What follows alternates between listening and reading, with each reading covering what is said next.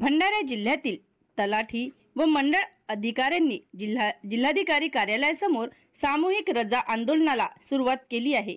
दरवर्षी जानेवारीमध्ये तलाठी व मंडळ अधिकाऱ्यांची ज्येष्ठता यादी मंजूर करण्यात येते व त्या यादीच्या माध्यमातून पदोन्नती करण्यात येते। मात्र मागील 2 वर्षांपासून ही यादी प्रसिद्ध न झाल्यामुळे तलाठ्यांवर अन्याय झाला असल्याचे सांगत जिल्हाधिकारी कार्यालयासमोर सामूहिक रजा आंदोलन करत आहे।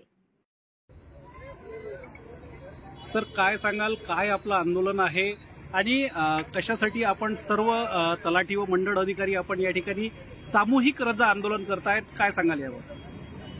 रजा आंदोलन करण्यामागचा उद्देश हा आहे की 11 सप्टेंबर 2024ला आम्ही माननीय जिल्हाधिकारी महोदय यांना तलाठी आणि मंडळ अधिकाऱ्यांच्या ज्या शासन मान्य रास्त मागण्या आहे या संदर्भात निवेदन दिले होते। परंतु त्या निवेदन दिल्यानंतर त्या निवेदनावर त्यांनी कुठली अंमलबजावणी त्या रास्त मागण्या मान्य म्हणजे निकाली न निघाल्यामुळे 8 एप्रिल 2025 रोजी आपण जिल्हाधिकारी महोदयांना पुन्हा एक निवेदन दिलं, आंदोलनाची नोटीस दिली आणि त्या नोटिसी अंतर्गत आम्ही आंदोलनाचे 3 टप्पे पाडले। पहिला टप्पा होता त्याच्यामध्ये काळा फिती लावून आंदोलन करणे 15 एप्रिल ते 17 एप्रिल।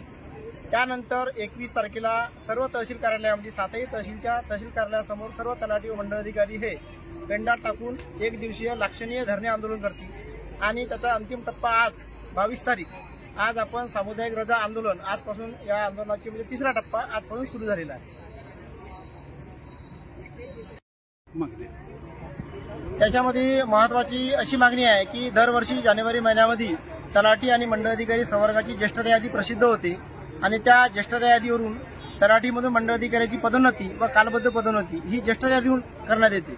परंतु गेल्या 2 वर्षापासून 2024 आणि 2025 या दोन्ही वर्षाची यादी प्रसिद्ध न झाल्यामुळे तलाठ्यांवर अन्याय झालेला आहे। त्यामुळे हे आंदोलन या ठिकाणी मोठ्या संख्येने तलाठी बांधवांनी आणि मंडळ अधिकारी बांधवांनी सुरू केलेलं आहे।